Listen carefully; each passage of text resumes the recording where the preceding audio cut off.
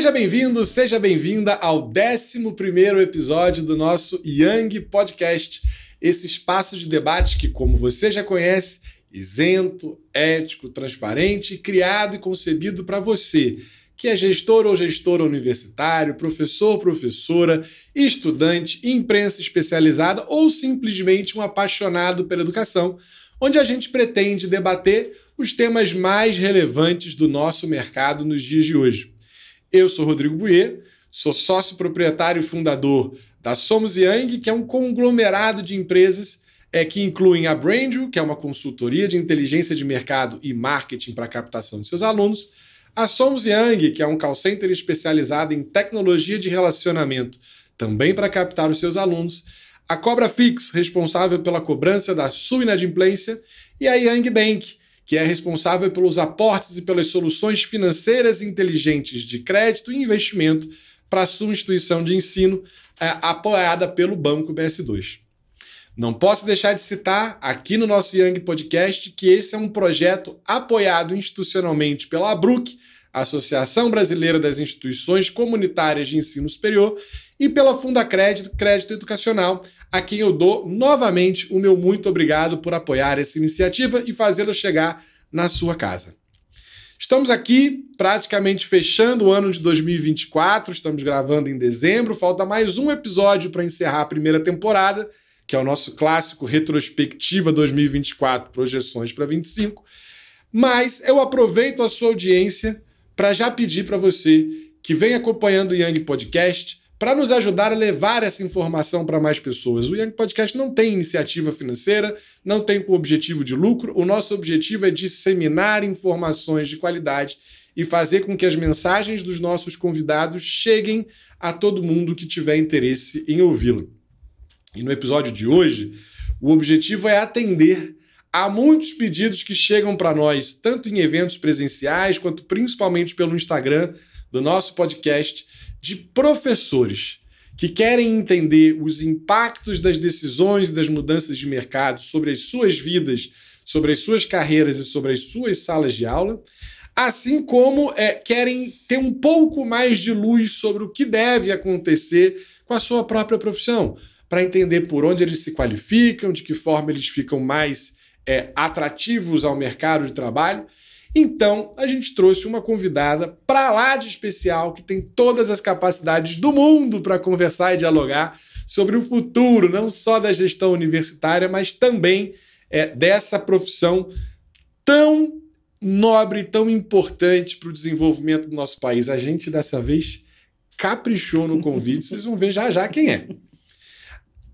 Episódio de hoje, nós vamos seguir então falando de sustentabilidade, competitividade, aumento da competitividade das instituições de ensino nesse contexto e nesse cenário de muita concorrência. Nós ainda estamos diante de um marco regulatório do EAD de 2017, prestes a mudar, isso vai ser uma pincelada aqui no nosso conteúdo, mas a gente vai trazer um olhar estratégico, como a gente falou, sobre a gestão, sobre as transformações que as instituições de ensino precisaram e ainda precisarão fazer e como que isso impacta na autonomia e no exercício da docência no ensino superior. Nesse 11º episódio do Young Podcast, vamos então explorar os cenários do ensino, tentar fazer aqui uma futurologia sobre o que acontecerá em 2025, em 2026, sobre todos esses aspectos, e por isso o tema do episódio de hoje, do nosso 11º episódio do Young Podcast, é Desafios Atuais da Gestão do Ensino Superior Brasileiro. Hoje aqui conosco uma convidada para lá de inspiradora nesse segmento. Eu vou romper um pouquinho o protocolo, vou falar em primeira pessoa, uma autoridade nesse mercado por quem eu, Rodrigo, sempre nutri muita admiração.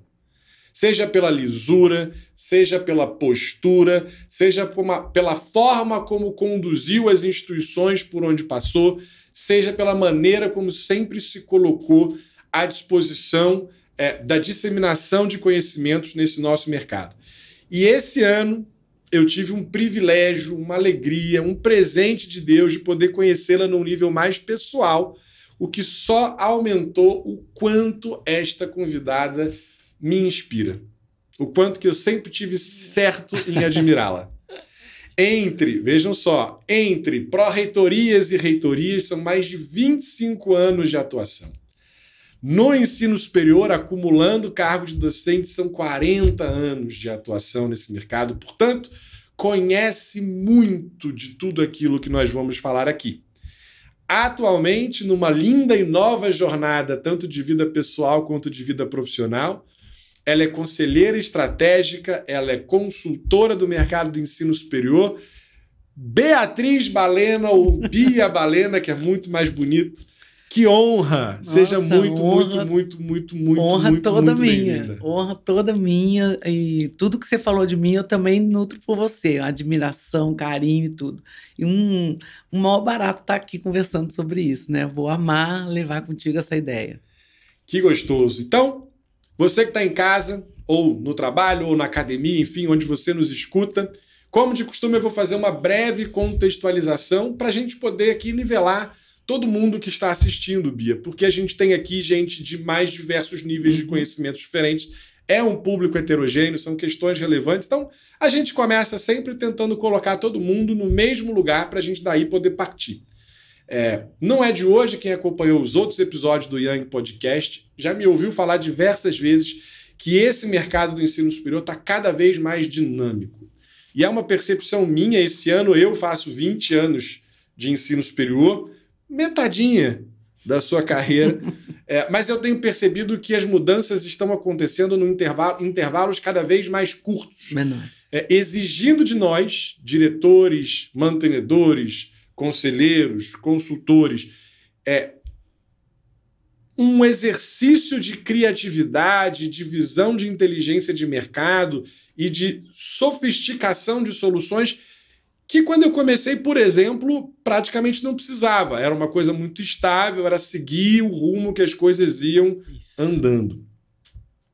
E só para citar para quem está nos assistindo, vou falar de alguns momentos, poucos, da última década que eu considero momentos de mudanças relevantes no mercado ou de turning points, porque tem gente que cobra mais cara a consultoria quando fala inglês, né? Então vamos tentar isso. Turning points, momentos de mudanças significativas. Eu começo elencando 2010, quando houve a mudança na legislação do FIES, em que se baixou juros, se tornou mais acessível e o governo começou a garantir o repasse mensal para as instituições de ensino. De lá até 14, ampla prosperidade do segmento, muita inclusão, um número crescente de estudantes em ensino superior de qualidade, principalmente, e as instituições expandindo. Novos blocos, novos laboratórios, novas infraestruturas que, segundo o Turning Point, a partir de 2015 a fonte secou. E aí a gente começa a passar por um desafio que a gente conversava aqui antes de entrar no ar, que é o que eu vou fazer com esse espaço físico que eu investi, como é que eu vou utilizar todo esse campus e essa vida que está cada vez menos ocupado presencialmente falando. Outro turning point, outro ponto de mudança relevante, 2017, o ainda atual marco regulatório do EAD, em que destrava uma fila que estava parada, a partir de uma moratória para reanálise de muitos anos. Então você tinha um grupinho ali de poucas instituições que podiam explorar o EAD. A partir de 17, todo mundo pode explorar com pouquíssima ou nenhuma regulação, e a expansão de polos fez com que nós tivéssemos hoje mais de 50 mil polos pelo Brasil. Então, cada instituição de ensino passa a ganhar 40 vezes mais concorrentes do que tinha lá atrás, principalmente se eu sou cidade isolada, se eu sou grande centro, nem se fala. E a partir daí, o ponto de mudança é que começam os EADs de 39, 49, 59, 90 por mês, como diz o Rodrigo Capelato, diretor executivo do semestre, mais barato que uma pizza, né? E aí dificulta a concorrência com o ensino presencial. Outro momento de delicada mudança foram a moratória da medicina de 2018, que culminou com uma série de judicializações que a gente tem assistido agora, 23 e 24, os resultados finais. Então a gente vem para um mercado de medicina que, se há 2 anos alguém tivesse me dito, eu diria para aumentar a dose do Rivotril, que é o seguinte: as pessoas agora contratam, por exemplo, a Young só para fazer medicina. Ao passo que há 2 anos atrás era façam tudo menos medicina que não precisa. Então, a gente aumentou muito o número de clientes que nos procuraram porque não conseguem mais encher as salas de aula de medicina. E com isso, sabemos que medicina é um carro-chefe financeiro de muitas instituições, sabemos que isso vai ter impacto em todos os outros cursos porque a medicina carregava um eventual prejuízo que esses outros cursos traziam e já não vai mais carregar, pelo menos não nos próximos anos. Isso requer uma mudança de gestão complexa e, sobretudo, em instituições que nunca se acostumaram a gerir a escassez, que é um termo que eu aprendi com a nossa convidada. Instituições que sempre tiveram dinheiro, sempre tiveram pujança, nunca precisaram se preocupar com tamanha eficiência e agora se vê na necessidade de repensar o próprio negócio e as próprias dinâmicas. Isso é um turning point importante. E agora, final de 24, estamos prestes a ter a publicação do novo marco regulatório do EAD, e não pelo EAD em si, porque eu sei que tem muita discussão em cima disso, mas são discussões que a gente percebe que tem muito interesse pessoal por detrás das argumentações. Então, quem vive do EAD e ganha dinheiro com o EAD defende com argumentos questionáveis. Quem não vive do EAD, quem o EAD é uma ameaça, não tem esse produto ou esse produto é incipiente, bloqueia também com argumentações que não têm profundidade, porque a verdade é que a discussão não é sobre ser EAD ou não ser EAD, é sobre um EAD de qualidade e como isso pode ser regulamentado. Mas no marco regulatório do EAD, o que ninguém está falando é que o governo acena com a regulamentação de um semipresencial, que pode sim, por similaridade, por proximidade de estrutura, de características e de preço, esse sim pode tirar o público restante do presencial e drenar para uma modalidade nova. E aí quem não gosta do EAD ou quem gosta do EAD vai precisar se adaptar a uma nova realidade. Com isso, impacto na vida de professores, impacto na vida de colaboradores, impacto na vida da gestão universitária, que vai ter que se redesenhar. Produtos, serviços, autoatendimento, infraestrutura e uma série de outras coisas. Ou seja, você que está aí nos assistindo em casa, nós estamos prestes a presenciar mais um importante turning point desse segmento. E talvez o mais importante depois da queda do FIES. Porque é um momento de mudança que vai obrigar as instituições de ensino a reverem todo o seu ensino presencial. É diferente do EAD que me obrigava a entrar numa nova era. Eu podia entrar ou não. Agora, com a revisão do presencial para o SEMI, talvez você não tenha escolha em entrar ou não. Você seja incluído automaticamente nessa mudança ou você fecha as portas. É nesse contexto que a gente trouxe Bia Balena aqui para conversar. Coisas simples, né, Rodrigo? Coisa básica, cotidianas, corriqueiras, nada que a gente precise se esforçar. Não. Tem uma outra questão, Bia, que eu vou botar nesse caldeirão aí de assuntos. Falamos aqui de coisas políticas, de coisas regulatórias. Agora vamos para as questões sociais. A gente tem uma população que pós-pandemia criou novos hábitos, não é? Então, eu falo isso muito por aí, principalmente para as instituições do interior. Até a pandemia, as pessoas achavam natural pegar ônibus e andar 100, 120 quilômetros para ir estudar, porque sempre tinha sido assim. Pós-pandemia, isso passa a ser algo muito ruim e negativo para aquelas pessoas e para aquelas famílias. Assim como o trânsito nas grandes cidades, assim como diversas outras coisas, e com isso a aula meramente expositiva começa a ficar cada vez menos capaz de trazer um aluno ao campus universitário. Por outro lado, do ponto de vista econômico, e aí não é uma questão de ideologia política, que estou completamente apartidário para falar, eu não vejo nem no curto nem no médio prazo nenhuma sinalização de que a população brasileira vai ter uma melhor distribuição de renda ou uma melhor qualidade de vida a partir de renda própria, principalmente, porque renda subsidiada a gente sabe que tem um teto e acho que talvez já tenha chegado nesse teto. O que significa dizer que o poder de consumo das famílias para que a gente explore essa demanda reprimida sem o ensino superior, para que a gente aumente a taxa de escolaridade líquida e bruta da população brasileira com o ensino superior. No ensino de qualidade, ou seja, no ensino com mensalidades mais elevadas, provavelmente não vai acontecer, nem no curto, nem no médio espaço de tempo. E eu acrescentaria ainda um outro complicador, que é a perda de relevância do ensino superior. As pessoas, mesmo as que têm alguma condição de pagar por isso, não veem mais relevância no diploma. E eu quero falar um pouco sobre isso também. Isso é sensacional, né? Vamos abrir esse espaço. Porque, assim, porque isso também é um outro mecanismo que complica mais ainda essa equação. Quer dizer, eu não vejo sentido em sair de casa para viajar 120 quilômetros para ir para voltar, para ver um professor falar coisas que eu não estou interessada, que eu não sei onde eu vou usar e que fazem pouco sentido na minha vida, para ter um diploma que provavelmente eu não vou atuar nessa profissão. Exatamente.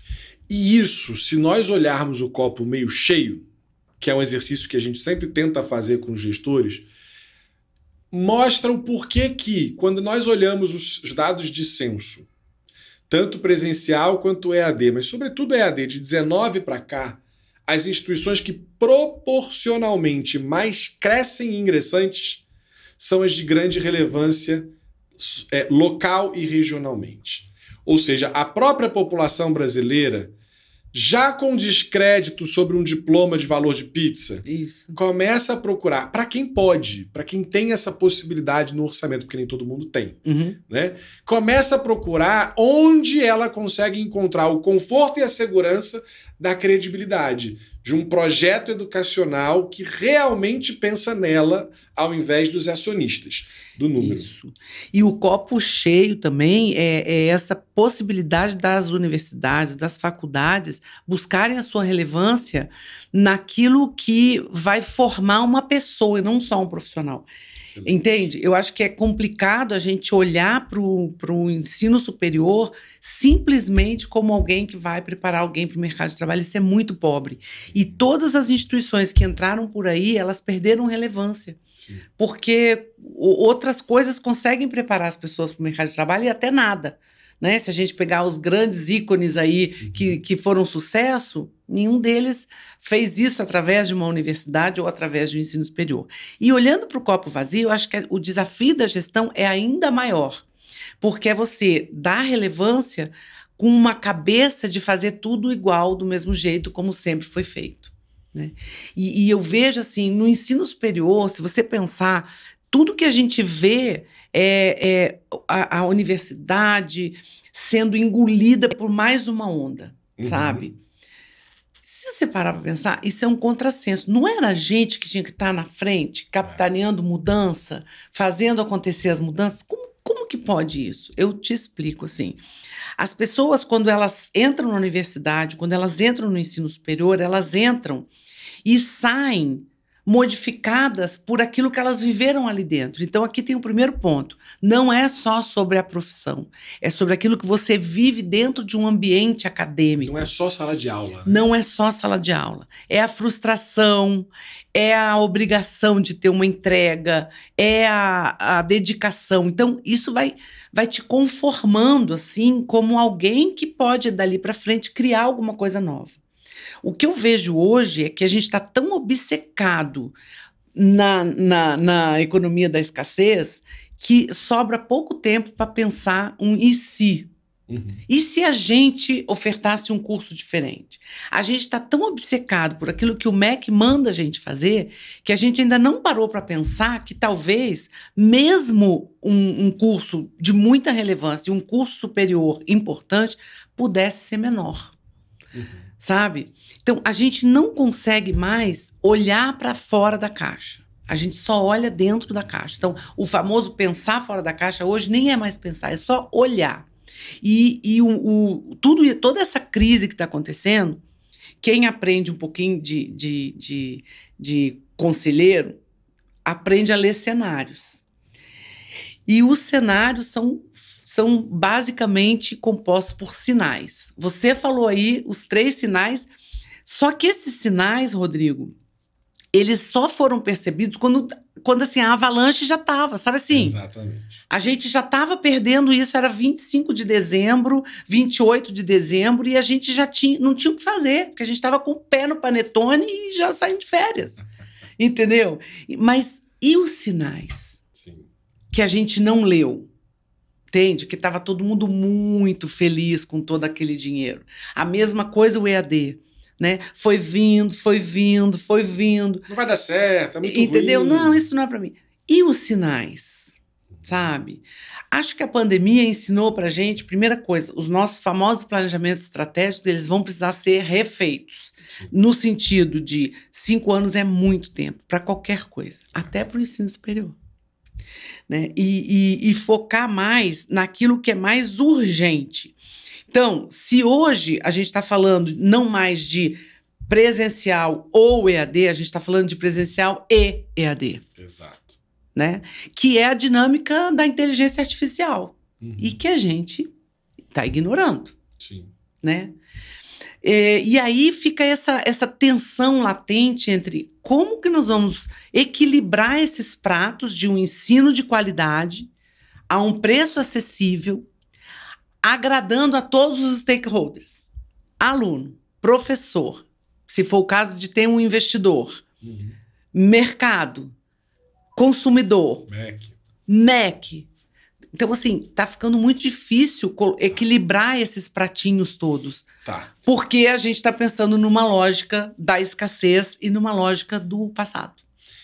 E na verdade, assim, gostei muito desse seu gancho, vou pegar que é o fato da gente estar falando aqui sobre um marco regulatório que ainda vai ser publicado e os seus potenciais impactos. Que eu acho, e vou voltar a dizer, eu continuo achando que vai ser o maior impacto da última década. Na gestão e na sala de aula. A gente está fazendo aqui, Bia, esse nosso papo é fruto desse aprendizado de falar, pessoal, vamos olhar antes de acontecer, vamos pensar adiante. E 5 anos, vamos voltar 5 anos no ensino superior. Não tinha tido pandemia, não tinha tido essa explosão toda de polos, não tinha tido problema com a medicina. A gente estava em outro lugar. Completamente diferente.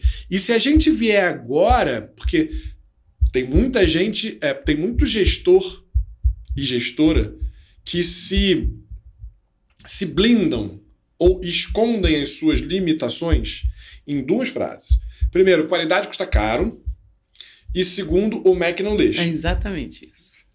Qualidade custa caro, a gente vai ter que ter criatividade de fazer melhor gastando menos. Sabe por quê, Bia? Essa semana...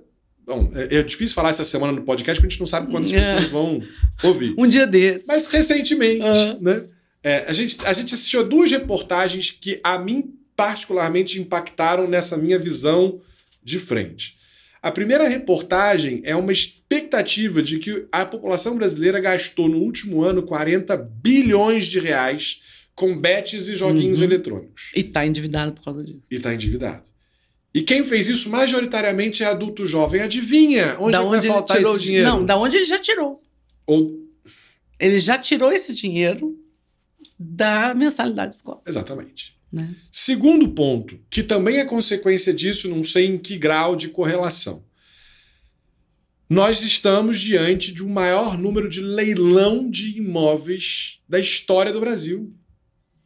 As famílias não estão conseguindo pagar moradia, quiçá educação, porque antes da educação, queiramos a gente ou não, vem moradia, alimentação, saúde e, bom, dependendo da família, entretenimento vem na frente também, não é? Então, se eu não estou conseguindo o item 1, moradia, eu não vou conseguir o item 4 ou 5, educação. E é um contrassenso, né? Você vê, esse país é tão maluco que a gente, um empregado custa para uma empresa o dobro, obviamente. Então a gente está falando aí de uma média de quase 5 mil, o salário mais reduzido, possível. mais baixo de uma empresa. Ele custa 5 mil. 5 mil é um baita dinheiro.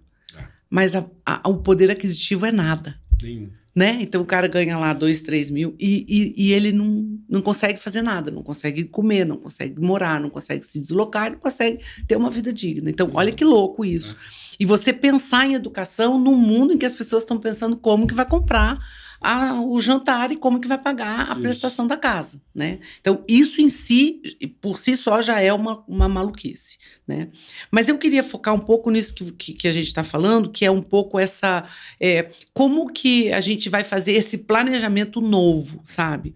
Porque o que estava acontecendo há 5 anos atrás, a grande discussão era se as metodologias para aprendizagem ativa iam pegar ou não iam pegar. O sinal estava ali. Sempre teve. Por que a gente falava de metodologia ativa? Porque a gente já estava inconscientemente admitindo que aquela universidade já não estava entregando mais valor. Que aquele aluno já estava se modificando a ponto de não ter mais a mínima paciência para uma aula expositiva tradicional.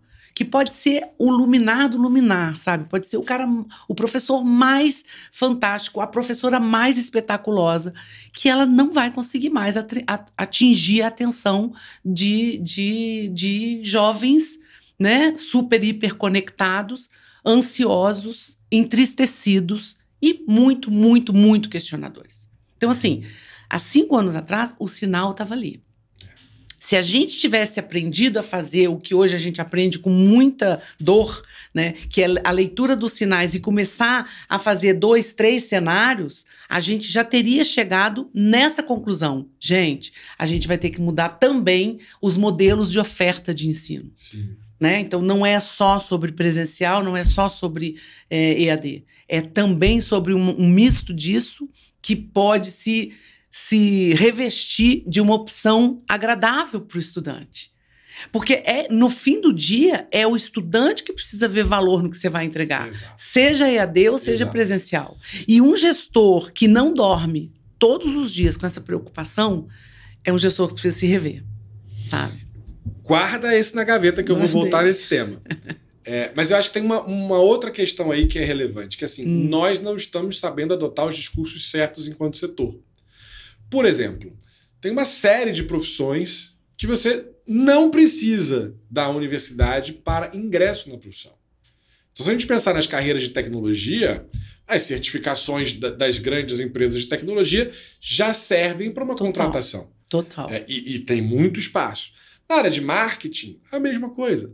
Então, existem diversas áreas que é verdade que o acesso ao mercado de trabalho ele não precisa das universidades. É por isso que essas plataformas de cursos livres, não regulados, profissionalizantes, de 40 horas, 80 horas, certificadores, elas estão valendo tanto. E empresas que certificam também, né? Empresas.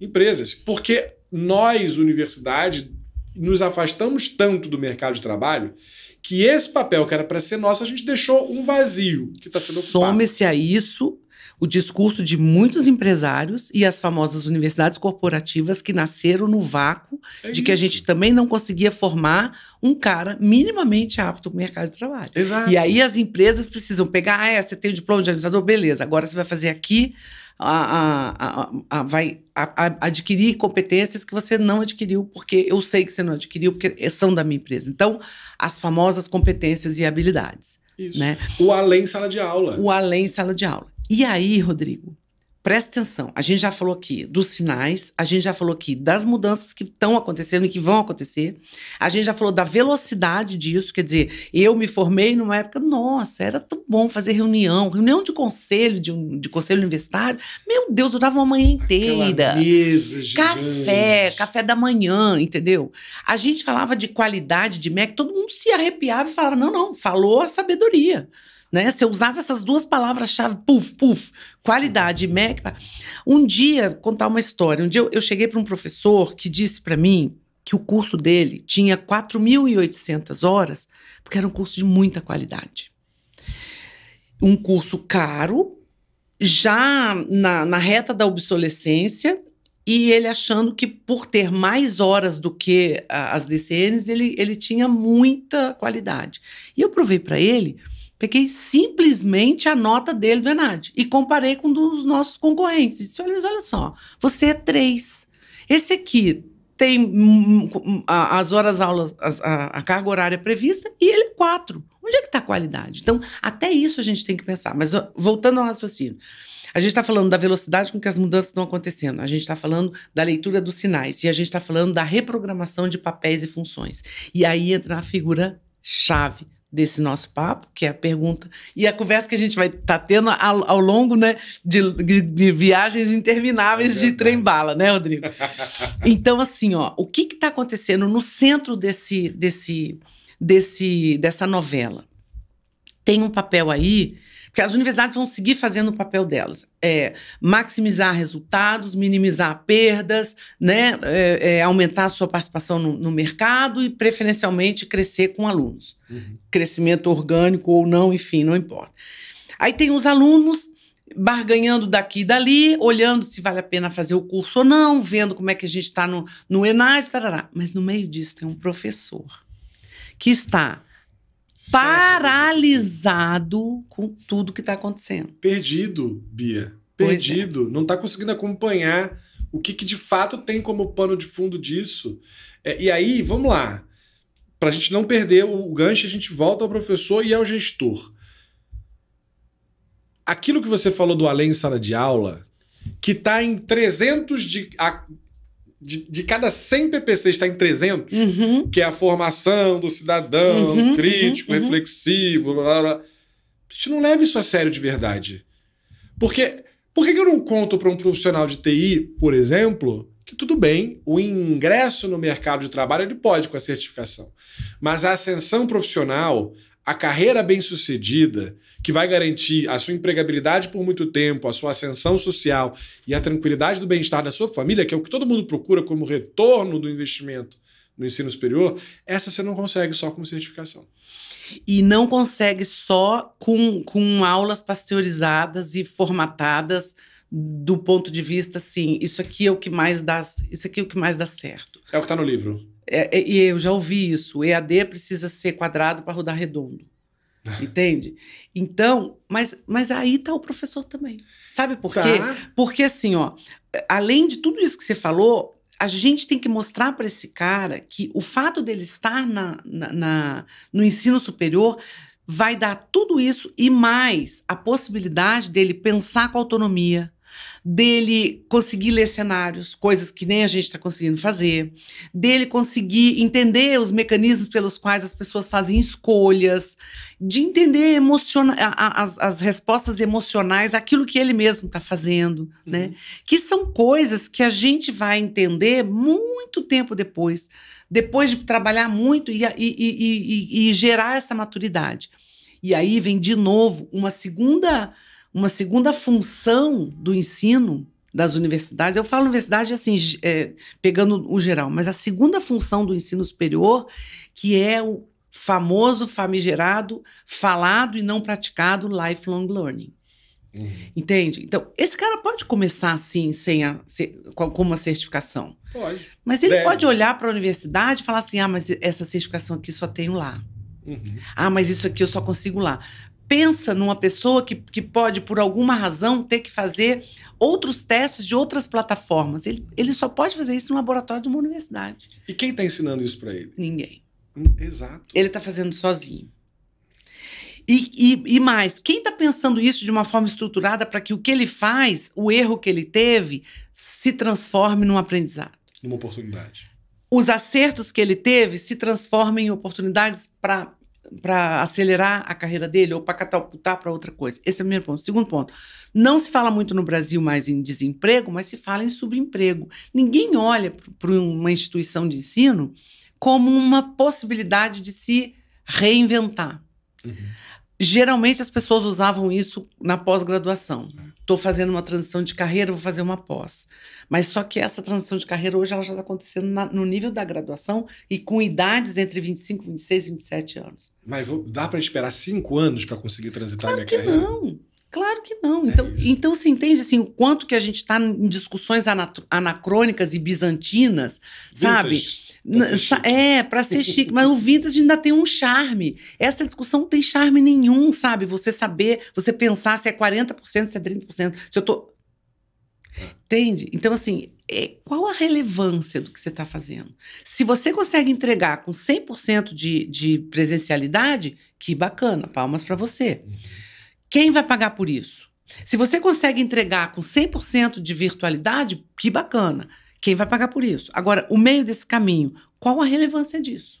E eu não vejo ninguém discutindo isso como efetivamente uma opção de estudos, uma opção de você acercar do jovem ou do cara que quer estudar e fazer disso um projeto de vida para ele ficar 4 anos. Entende? E, então, eu acho que essa discussão ela precisava de uma camada a mais, assim, de alguém falar assim, gente, mas olha só, isso que vocês estão discutindo, mete isso num chat GPT que ele vai te dar uma resposta. Agora, quem vai esmiuçar isso e fazer isso virar realidade? Sabe? Eu vi um negócio maravilhoso, o cara escreveu assim, chat GPT, faz para mim um mar de rosas. E isso serve para as instituições de ensino, né? E o chat GPT fez um mar todo revolto com rosas picoteadas, assim. E o que é o mar de rosas para uma instituição de ensino? Muito aluno, muito curso, baixo custo e muita rentabilidade. Só isso. Essa é a função social de uma universidade? Aí você pegou o gancho perfeito, porque quem efetivamente está pensando no estudante e naquilo que vai transformar a vida do estudante? Porque no discurso, todo mundo. Na prática, muito pouco. Muito pouco. E no meio disso, o que eu vejo? E eu queria muito a sua opinião, porque você está nessa trajetória há bastante tempo. Eu vejo um novo perfil de gestores. Estou falando de cúpula, tá? Eu vejo cada vez menos pompa e circunstância da academia. Total. E cada vez mais engajamento e proximidade com os estudantes. Pelo menos intencionalmente. Eu vejo cada vez menos o MEC não permite, para cada vez mais sejamos criativos e vamos tentar. Eu vejo as instituições mais abertas a experimentações. Isso. Só que eu ainda não vejo isso costurado em torno dos 2 pilares que eu acredito que são fundamentais nessa história para garantir os indicadores de sucesso que você mesmo acabou de colocar, que é o professor, que no meio disso não está entendendo patavinas do que está acontecendo e de como ele contribui. Ao contrário, o professor só vê e só percebe a precarização da profissão, a ponto de, vou dar uma confidência aqui, que a gente estava falando nos bastidores, a gente recebe muito pedido no Instagram do podcast para dizer assim, o que vai ser a carreira docente, porque as pessoas não estão conseguindo enxergar uma opção ali na frente. E, mais do que isso, toda essa costura ainda não está centrada no que eu vou realmente transformar a sua vida de estudante. Por exemplo, eu vejo instituições falando de gestão da permanência preocupada com lucratividade, preocupada com receita, preocupada até com supostos indicadores que o MEC deve lançar agora em março, porque o MEC deu uma sinalizada de que a questão da permanência é importante. Mas eu não vejo no debate, Bia, e aí eu não estou fazendo um discurso populista, não, mas eu não vejo no debate alguém dizer assim, um aluno que inadimple, ou melhor, um aluno que evade, é um aluno que eu, instituição de ensino, iludi que eu ia transformar a vida dele, ele sai daqui da minha instituição frustrado, endividado, mais do que já estava e sem as ferramentas de transformação social que ele veio buscar aqui. Então, o meu papel social enquanto universidade, que tem selo de responsabilidade social e o raio que o parta, na verdade fracassou, porque eu piorei a vida de uma pessoa ao prometer e jamais entregar a ponto da pessoa desistir pelo caminho. E sair endividada e entristecida, né? Porque, vamos voltar ali para a figura do gestor. Vou inventar aqui inventar não, porque isso já existe, mas assim, quem eram os gestores, né, os líderes máximos das universidades alguns anos atrás, e não são muitos, eram pessoas intelectuais que escreveram muito, que estudaram muito, que se titularam muito e que adquiriram uma autoridade moral, existencial, para liderar as pessoas. A academia. Essa figura, ela foi embalsamada e, assim, eu não acredito que nem nas universidades públicas ela exista ainda. E foi substituída por um gestor que eu chamo de ambidestro, sabe? Ele tem duas mãos e as duas... Tem um garotinho de 13 anos que ele joga tênis com a mesma desenvoltura e a mesma força com as 2 mãos. Isso é sensacional e muito raro, né? Ele bate e rebate tanto com a direita quanto a esquerda. E a gente precisa exercitar essa ambidestria, porque é como escrever. Se você escreve com a mão direita, a mão esquerda vai sair um garrancho. Mas se você treinar, você consegue. Então, são as duas mãos do gestor, que é uma mão olhando para o custo, olhando para o dia a dia, olhando para, né, para as entregas necessárias, olhando para a sustentabilidade do negócio, mas uma outra mão olhando para a perenidade desse negócio. E essa perenidade só vai acontecer se ele der relevância. E relevância é você efetivamente trazer uma pessoa para perto de você, trazer uma pessoa que acreditou em você e entregar para ela alguma coisa que ela veja valor. Pode até não ser o título de universidade, mas vai ser convivência com outras pessoas, aprender a lidar com a diferença, aprender a se exercitar como pessoa, com cidadania, aprender a discutir ideias e aprender a se crescer, a se verificar como pessoa, não só como profissional. Se você tem integralmente uma pessoa nesse nível, ele pode exercer várias profissões. Claro. Né? Quantos de nós... Eu tenho diploma de socióloga. Eu de dentista. Então, imagina, sabe? Se você fosse falar assim, não, minha universidade não me ensinou a ser um gestor como eu sou, a ser um comunicador como você é. Quem disse que não? Como Claro é que você ensinou. mede isso? Exatamente. Sabe? Claro que ensinou. Agora, tira a sua experiência lá, olhando como é que funciona uma cárie, tira a sua experiência tenso no dia que você tinha uma prova, tira a sua experiência de se relacionar com outras pessoas. Tira isso e vê o Rodrigo de hoje como seria. Então, eu acho que rechear essa permanência do estudante com atividades, com coisas que efetivamente acrescentem a ele. E eu não estou falando só de carga horária de sala de aula. E aí tem a chance do professor. Aí reside esse novo papel do professor, que vai ter, que já abandonamos muito, é verdade, mas ainda sempre tem aquela coisa da autoridade. Eu que mando, eu que tenho a chamada, eu que tenho a nota, comigo não passa, se não entrega, não passa. Será que é isso que o estudante está indo buscar? As pesquisas mostram que o estudante não quer mais o professor que sabe tudo, até porque ele não precisa mais. O que ele quer? Um exemplo, uma baliza, uma inspiração, um aconselhador, um counseling. Tanto é que nas escolas americanas e nas escolas japonesas, quem é o professor que perdeu carga horária? Se preparou, se estudou, ele virou um counseling. Um cara que pega o aluno e fala assim, meu filho, o que você está fazendo na sua vida? Não veio ontem, faltou uma prova aqui, brigou ali. Ah, é que eu estou devendo, estou ansioso. Vamos ver o que vai acontecer com a sua vida. Então, é importante que o professor veja esses sinais que estão acontecendo e comece a se reinventar rápido. E também quero fazer um puxão de orelha aqui. Não adianta, porque nem o Estado, nem o patrão, nem o dono da universidade, eles não vão te dar isso. Não.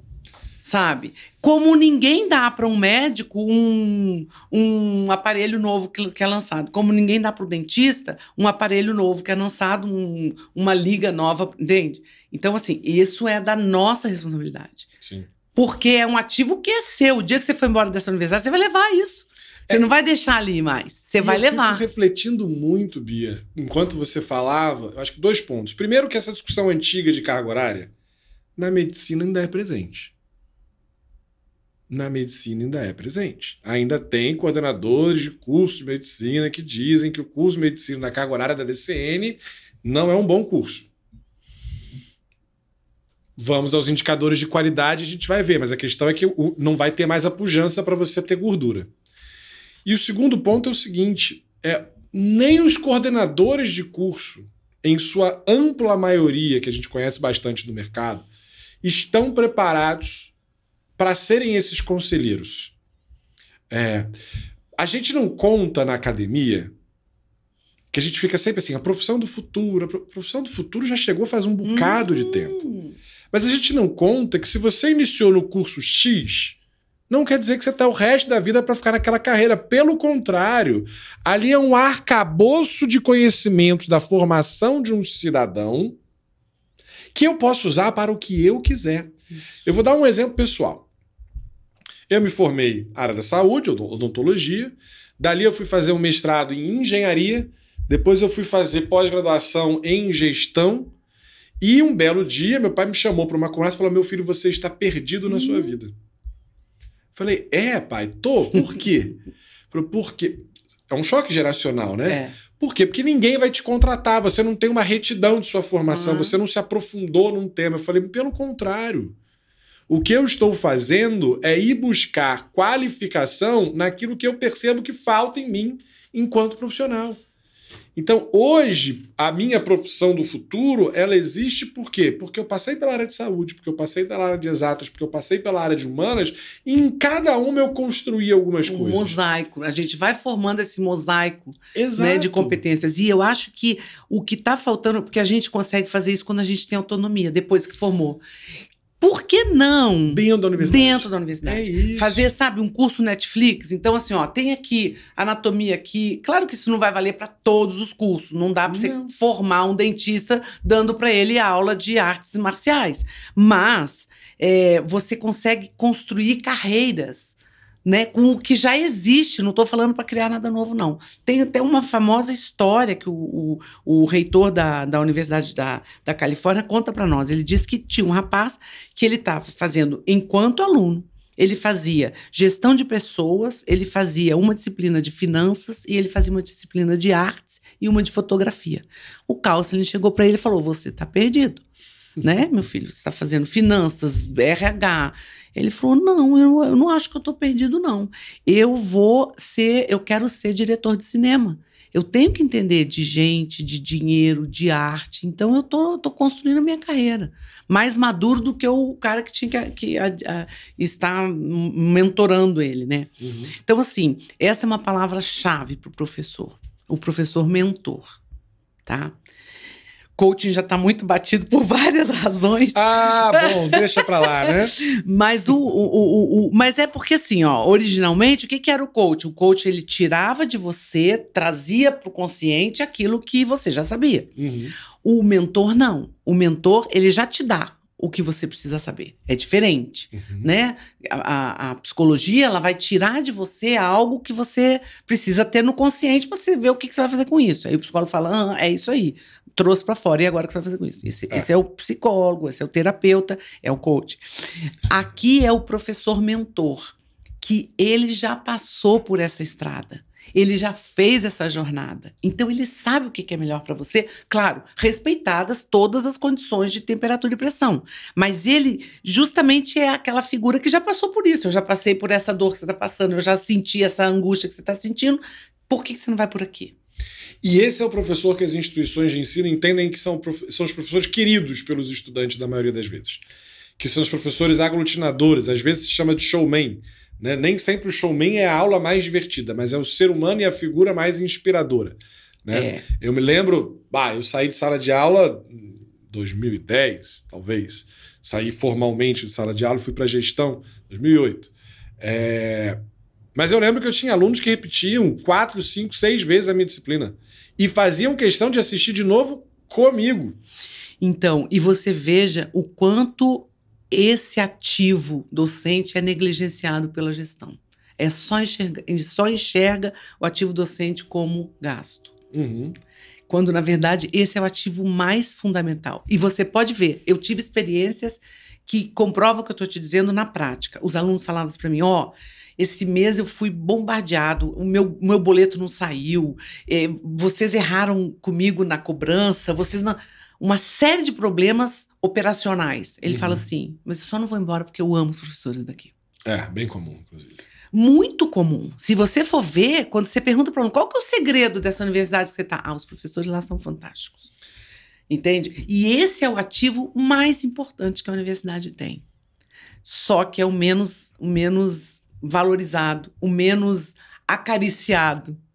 E é o ativo que, quando vai embora, você não recupera, porque ele está levando todo o talento dele para o teu concorrente. E ele não vai fazer a menor Então, assim, distinção. por que não começar? Eu acho que aí começa essa mudança, assim, dentro da gestão, olhando para a perenidade.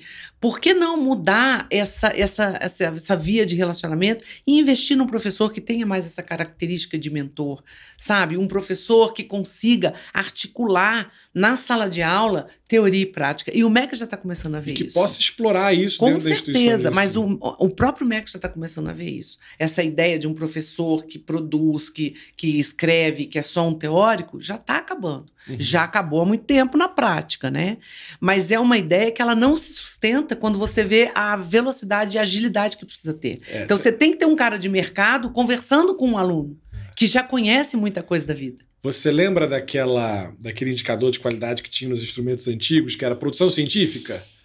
Que agora já virou produção científica, tecnológica e cultural? É o MEC dizendo assim, amigo, pode não estar fazendo pesquisa, e mas a CAPES agora que está acabando?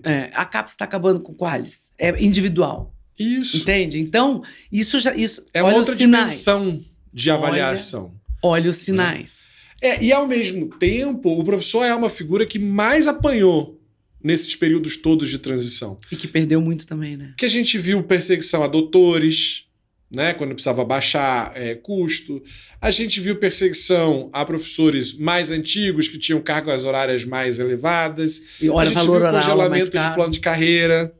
Tô falando de início de 2000, hein? Não tô falando de agora, não.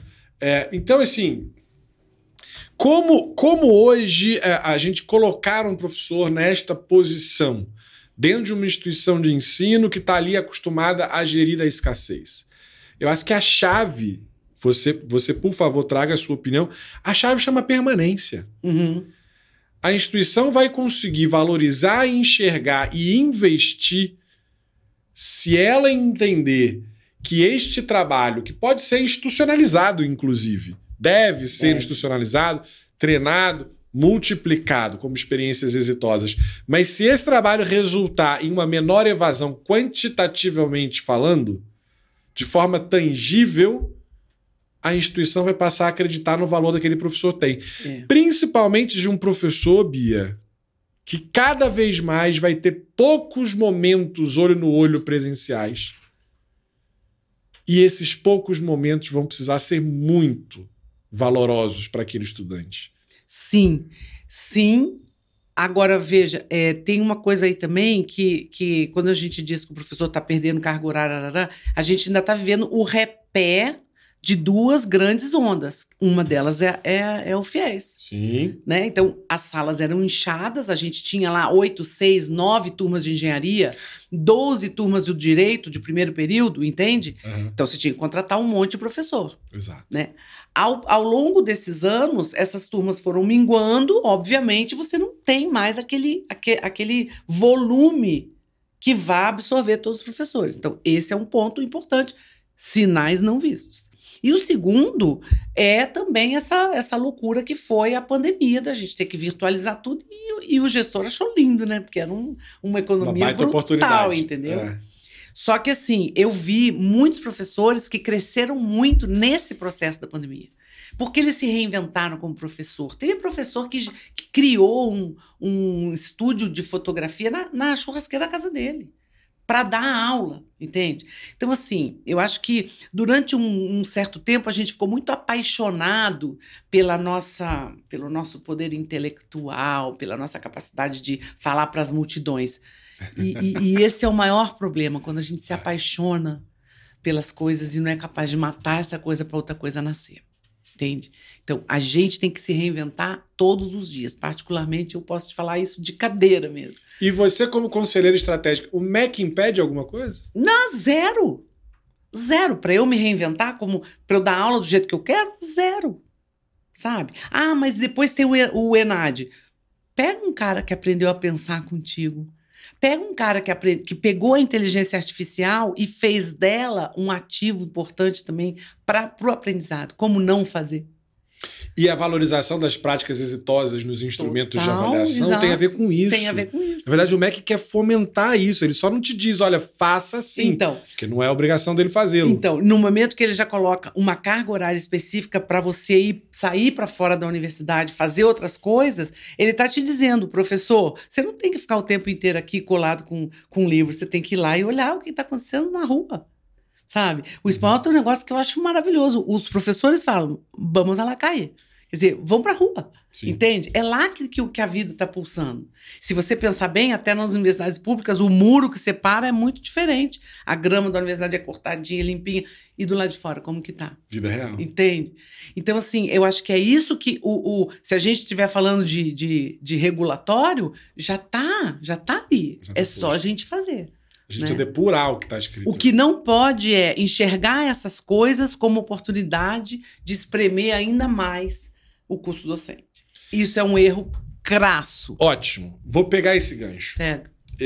Esta semana eu entreguei um estudo de mercado de uma cidade, um cliente nosso. E nesse estudo de mercado a gente fez uma série de inferências, mas em alguns momentos nós fomos para a rua ouvir os jovens potencialmente universitários. Tanto para o presencial, quanto para o EAD. Professores estão no topo da referência dos estudantes de qualidade que o faria optar pela instituição XPTO. É o próprio estudante, via professor propriamente dito, mas também via aula prática ou via atividades direcionadas ao mercado de trabalho. Tudo isso é o professor. É o professor.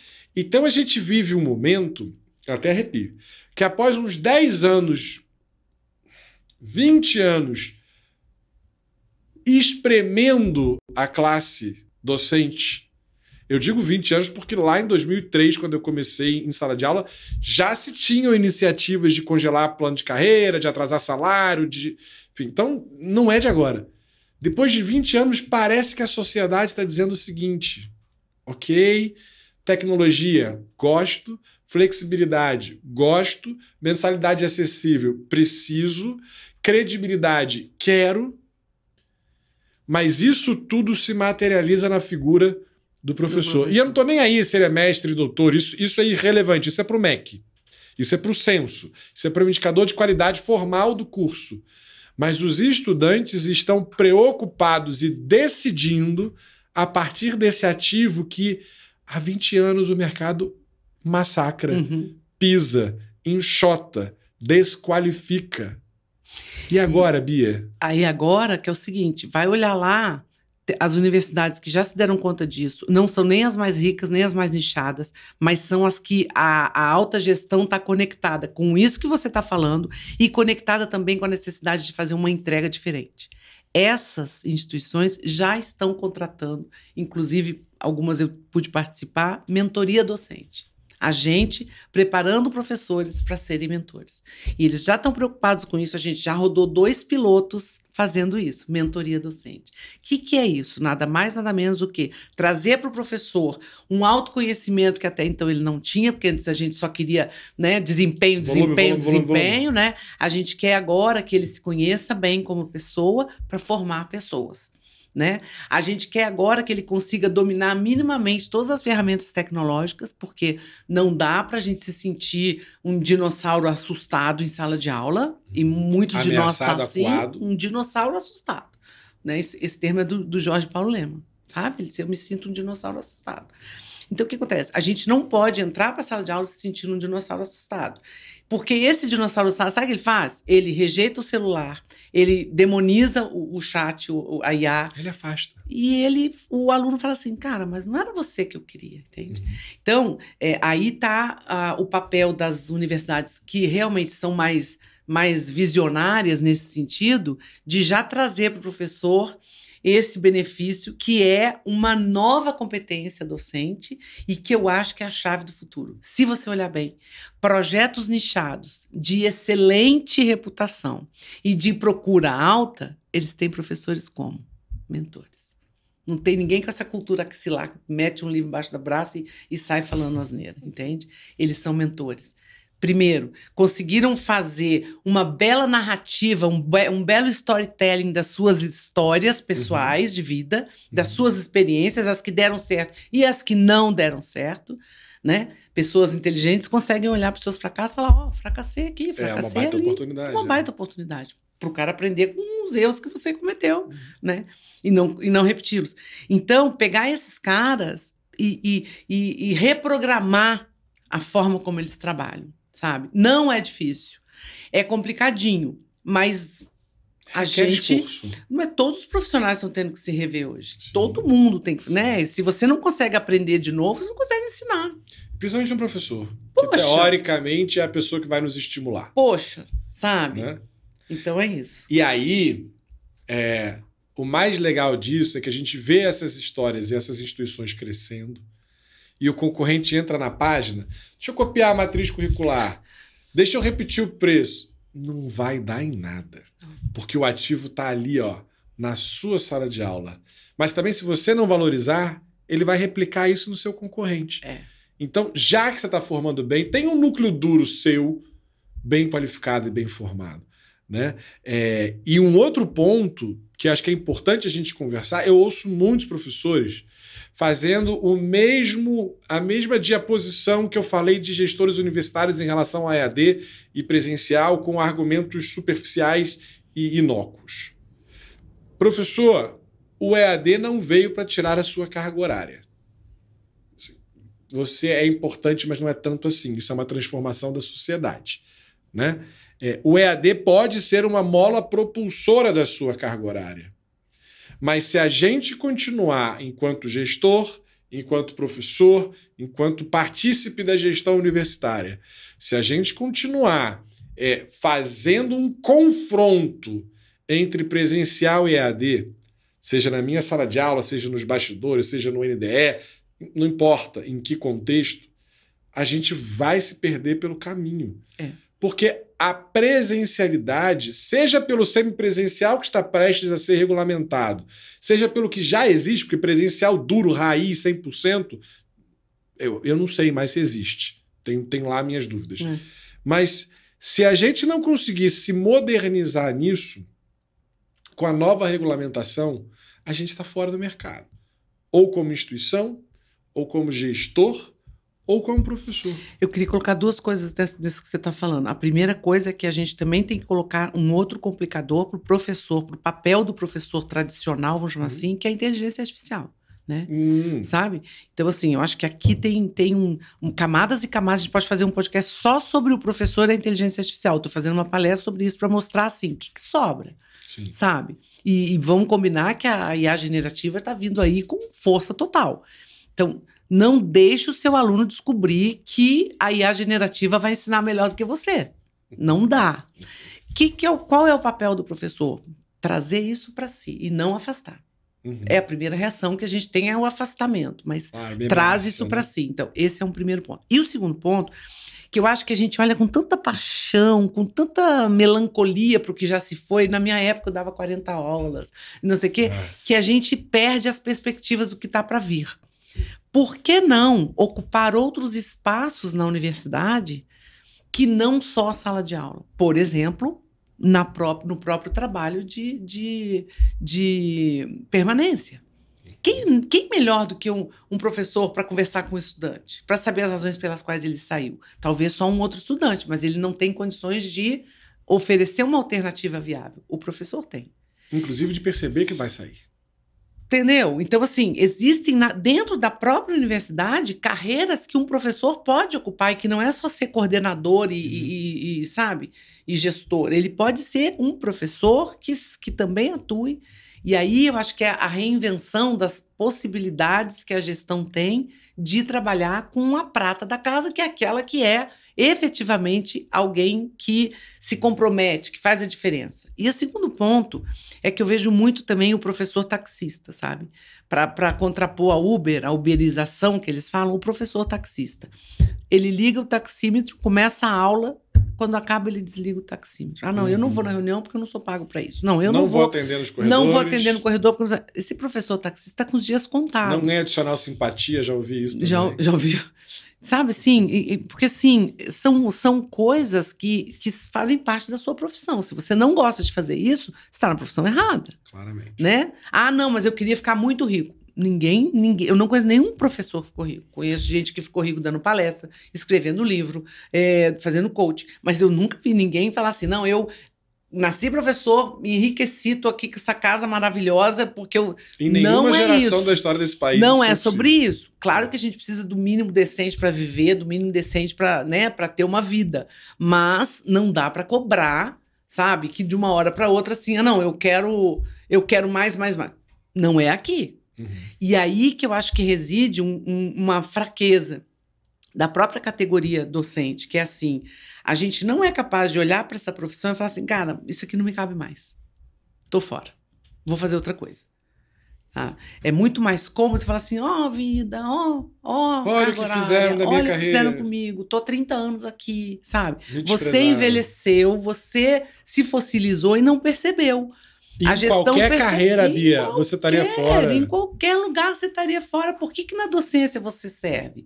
É muito verdade que uma pessoa com mais experiência, e a experiência vem com a idade, né? É muito verdade que essa pessoa tem muita contribuição, mas ela também precisa se reciclar de tempos em tempos. Ela não pode estar ali falando assim, porque eu, quando eu comecei, não tinha nem computador. Que feio para você. Né? E agora que tem, o que você está fazendo com ele? Qual que é a relevância disso para o teu aluno? Entendeu? Não, e assim, porque eu não preciso de inteligência artificial para dar aula. Precisa sim, sabe? O seu aluno hoje já nasceu com um computador na mão, entendeu? Hoje a gente está lidando com pessoas que já não são mais migrantes digitais como a gente, eles já são nativos digitais, sabe? Eles já pegam o texto, já fazem assim. Então você vem com um livrinho, com um xeroquinho, como é que é isso? Olha a minha espécie ali no camarim. Entendeu? A tua espécie já vem assim, ele já sabe como é que passa. Já sabe que achar o Mickey no relógio, já sabe quando é que dança, quando é que não dança. Como é que você vai dar aula para essa geração com a cabeça da geração anterior? Eu acho que... Escrevendo no quadro. Não tem como. Eu acho que o bacana é... E isso as startups têm muito para ensinar para gente, sabe? Porque a startup é o quê? É a irreverência dos mais jovens, sabe, a loucurada com um pouco de sabedoria, de malemolência. Mas não é uma coisa assim, eu sei, você não sabe. Não, todo mundo sabe agora. O aluno também sabe. O Google sabe, então todo mundo sabe. O Google sabe mais. Então, assim, o professor precisa se reinventar, e esse reinventar é destruir o que existe e construir novo. E a gente faz isso. Primeira coisa, desapaixonando daquilo que ele é. Segunda coisa, se colocando honesta e genuinamente como um aprendiz, que foi uma coisa que a gente esqueceu durante muito tempo. Terceiro, a gente tem que se livrar dessa vaidade. Assim, eu sou doutor pela instituição tal. Né? Sabe assim? Porque isso tudo te dá um poder grande, mas o poder maior está aqui, em você poder tocar um aluno. Cara, quer me ver feliz? Não é falar se é doutora, se é um cara falar assim, e isso aconteceu várias vezes. Professora, eu nunca vou esquecer o que você falou, e eu estava lá no 7º semestre. Isso para mim é o pagamento, assim, é o meu diploma de redoutorado, sabe? De pós-doutorado, entendeu? Eu encontro hoje pessoas no Facebook, sim, eu tenho Facebook por causa disso. Os alunos falam assim, professora, eu vi um artigo seu, poxa, me lembrei muito de quando você me dava aula, 2003, 20 e tantos anos. E o cara fala assim, poxa, aprendi com ela.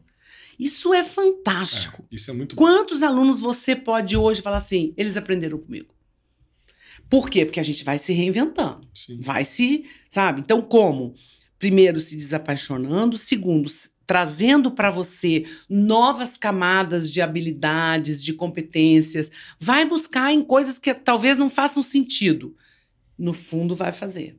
Que é a história, né? A tua história. Sem medo de experimentar. Sem medo de experimentar. Mas vai custar caro. Tem muita coisa de graça.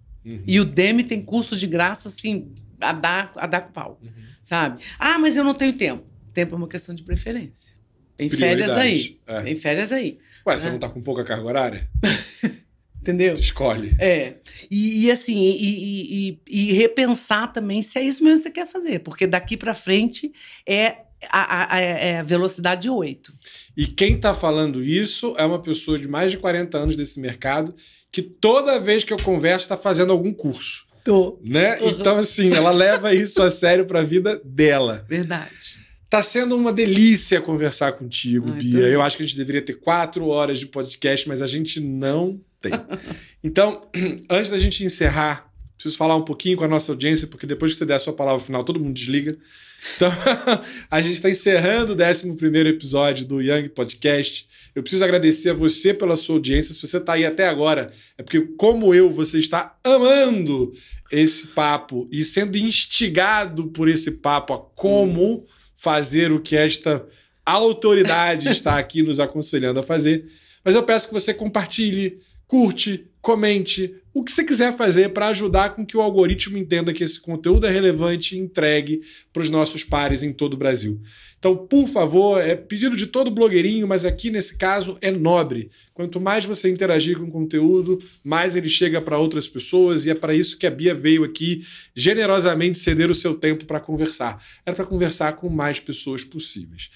Antes de passar aqui a palavra final para os arredondamentos e encerramento de Bia Balena, eu gostaria de agradecer mais uma vez a Brandyu, a Young, a Somos Young, a Cobra Fix, ao Banco BS2, a Brook e a Fundacred por viabilizarem esse nosso espaço e esse nosso projeto. E aí, Bia, eu faço questão de mais uma vez te agradecer. Esse papo foi uma delícia. Eu olhei para o relógio aqui 1 milhão de vezes, torcendo para ele não ter passado, mas ele passou. Mas a gente vai ter a oportunidade de assistir, reassistir. Eu quero te convidar outras vezes aqui. Esse seu novo momento de carreira, para quem te conhece, é basicamente a materialização de tudo que você está falando aqui para as pessoas fazerem. E aí a gente sabe que não tem tirania, que não tem vilania, que não tem enganação, porque é a pessoa que está dizendo assim: eu não vou contar para você porque essa é a minha história pessoal, mas eu já fiz isso comigo e deu super certo. Eu estou recomendando que você siga esses passos. Isso é muito genuíno, isso é muito generoso, isso é muito inspirador. Então, mega obrigado pela aula que você nos deu aqui hoje. Fica à vontade, a palavra é sua. Não, eu que agradeço. Foi assim, também achei que passou super rápido, né? Mas a gente volta outras vezes.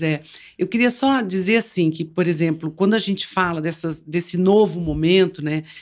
Primeiro reconhecer que assim, o ensino superior só não é mais complexo do que hospital e aeroporto. É o terceiro mais complexo, porque envolve tudo isso, né? E que o momento que a gente está vivendo, ele é um momento, sabe, de muita ansiedade, de muita incerteza. E a parte ruim é que isso vai continuar. Então, não adianta, a gente tem que aprender a lidar com a incerteza. Não é demonizá-la, é torná-la no nosso aliado para o salto quântico que a gente precisa dar. E eu estou falando tanto quanto gestor, quanto para professores, para todo mundo que está circundando esse ecossistema, né? Mas tem uma frase que eu adoro, que ela fala mais ou menos assim, que se arriscar causa ansiedade, mas deixar de arriscar é perder a si mesmo. Então, se a instituição, se o professor, se o gestor não arrisca, né, ele vai perdendo e vai embora e vai acabar. Vai desaparecer. Então, troca a ansiedade pelo risco e você vai ver que um novo portal se abre. Isso é verdade. Todas as empresas que se reinventaram no momento em que aquele ponto da virada era insustentável. Então, eu acredito, né? Eu tenho uma visão muito positiva desse mercado. Eu acho que ele é muito competitivo, muito, muito complexo, mas eu não vejo outro lugar que não seja a educação em que a gente possa fazer as coisas. E a educação mudou a sua vida, mudou a minha vida, mudou a vida de um monte de gente, e é importante que ela siga mudando, né? E para isso a gente também tem que mudar, né? E não precisa esperar a corda apertar o nosso pescoço para fazer as transformações. Leia os sinais. Leia os sinais. Eu acho que você que é professor, vocês pediram tanto, eu jurei para vocês que a gente tinha caprichado aqui, a gente caprichou. Eu acho que vale uma reinvenção. Vale. Naquilo que te circunscreve, naquilo que é o seu cotidiano, naquilo que está ao seu alcance. Você que é gestor universitário da nova geração, né? Os sucessores, principalmente das instituições familiares, ou os novos investidores que chegaram nesse segmento, principalmente nas instituições com medicina, Tá na hora de botar para fora o que a sua criatividade permite. A Bia fala uma questão de risco e eu tenho isso como um limitador e um obstáculo em praticamente todas as instituições que a gente atua na Somos Young. Tem sempre alguém que, para travar a inovação, o desenvolvimento, a expansão, ou mesmo a sustentabilidade e competitividade da instituição, sempre usa essa palavra risco. Risco existe se você abrir os olhos de manhã para viver o próximo dia. Risco é inerente de qualquer negócio. O que você não pode é correr um risco mal calculado. Você não pode ser louco de não medir as consequências do que você faz. E sabe o que é mais louco? Sabe qual que é o contrário do risco? Não é a estabilidade. O contrário do risco é a crise. Exatamente. Né? Tanto é que é a crise que é a principal mola propulsora de fazer as pessoas aceitarem o risco e enfrentarem. Né? Mas não precisa ser assim. Se você entende da normativa, se você entende do que está fazendo, se você é bem intencionado, se você está cercado de pessoas competentes que já verificaram os riscos, vai. Porque o risco maior é o de dar certo. Entende? E hoje em dia tem muita gente boa no mercado também para ser um advisor, para trocar ideia, para trazer as experiências, né? Quantas coisas, né, a consultoria não traz de bom e que é um ativo ali que o gestor pode usar, que as instituições podem usar.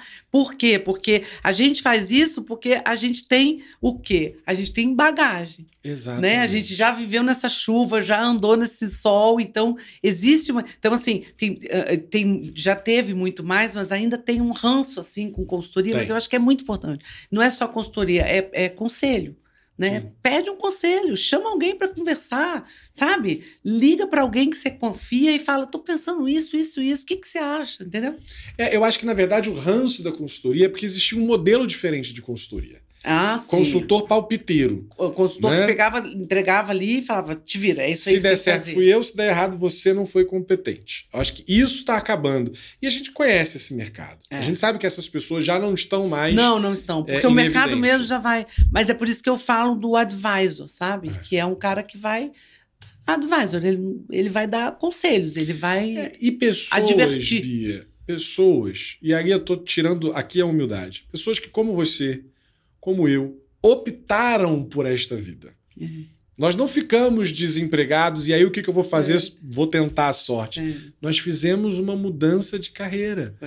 Consciente dos riscos que acometiam. E eu lembro que uma vez lá acho que foi na Universidade de Hiroshima, se não me engano, que nós falamos sobre isso, comprando chocolate, né? Que são os melhores papos. Que eu falei assim, uma das coisas que eu percebo é que a gente perde muito prestígio quando a gente sai de uma instituição de ensino e se transforma fornecedor. Porque o conselheiro é um fornecedor. E você me fez uma pergunta assim, será? E aquilo me provocou, porque talvez eu mesmo estivesse sendo preconceituoso com o passo que eu fiz. E eu hoje percebo, eu estou com um processo seletivo aberto, por exemplo, na minha empresa, para gestor universitário. Pena que eu não consigo te contratar, mas seria ótimo. Mas, assim, o que as pessoas têm falado, você não acredita. Fala assim, a oportunidade de networking e de crescimento profissional que a Young, por exemplo, me proporcionaria é maior do que qualquer instituição, porque eu vou conversar com várias, e se eu sou bom, tem várias instituições com quem eu vou trabalhar que vão poder atestar a qualidade do meu trabalho. Enquanto se eu ficar na minha instituição, eu sou um excelente profissional ou uma excelente profissional, mas ninguém mais sabe disso, só a minha instituição. Né? Então, esse ranço ele vai passando na medida em que uma nova leva de consultores com outros propósitos, como, por exemplo, o nosso, de medir o resultado, de acompanhar e de reordenar os caminhos a partir dos feedbacks, de consultores, conselheiros, no seu caso, que se responsabilizam com o resultado daquilo que propõem e não simplesmente propõem e acabou o meu serviço. Eu acho que isso vai levar o mercado a consumir cada vez mais, porque é um privilégio poder contar pontualmente com o que você tem de bagagem. Estou falando você, mas assim, estou generalizando para os bons profissionais aqui. Você, obviamente, é uma delas. Isso é um privilégio e um ativo que talvez a instituição não pudesse ter na instituição dela. E no seu caso, nem por falta de poder de pagamento, mas sim porque não é o seu interesse mais está fixa em uma única instituição. Então, quando a gente passar das experiências negativas para o privilégio, a gente vai ter um novo mercado e talvez até muito mais saudável. Então, é assim que a gente se despede do nosso 11º episódio do Yang Podcast, agradecendo a você pela sua audiência, agradecendo a vocês pelas mensagens que indicaram que esse episódio fosse feito com esta profissional maravilhosa e agradecendo você, Bia, por tanta generosidade de estar aqui conosco. Adorei. Muito obrigado, até o próximo episódio. Tchau, tchau. Tchau.